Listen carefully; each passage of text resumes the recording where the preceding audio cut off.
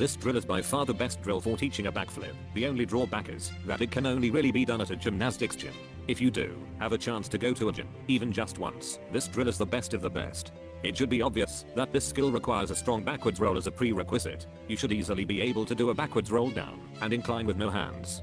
The goal of course is to jump up and roll backwards down the incline. Notice what my head is doing in the drill.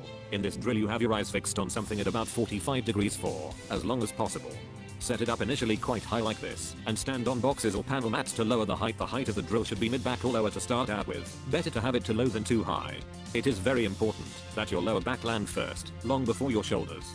To achieve this, you must extend your legs and hips as you jump. And aim to swoop your knees up and over your head.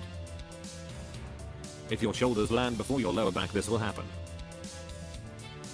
And if you bring your knees into your chest instead of swooping them over your head, this will happen. It is actually pretty simple, and it is useful to raise the height to see if you can maintain the same technique. But be very aware of a common error often resulting for the drill being set too high, which is putting elbows down and using them to make you roll. This is very important to avoid because it gives the illusion of success at this drill, and I've seen people get overconfident and do terrible and dangerous backflips after thinking they had this drill mastered but were just cheating with their elbows. Nonetheless, you do want to raise the surface to as high as you can make it and still do the drill properly. So to review, to do this drill properly you must have your lower back land first. Roll barely using your arms, if at all. Maintain a 45-degree gaze for as long as possible. Once you can do that, you should be ready to attempt your first backflip.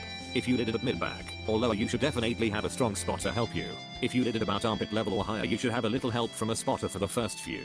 It is extremely useful to try your first backflip off of something springy onto something soft, so the two locations I recommend are springboard onto lower mat, springboard into pit.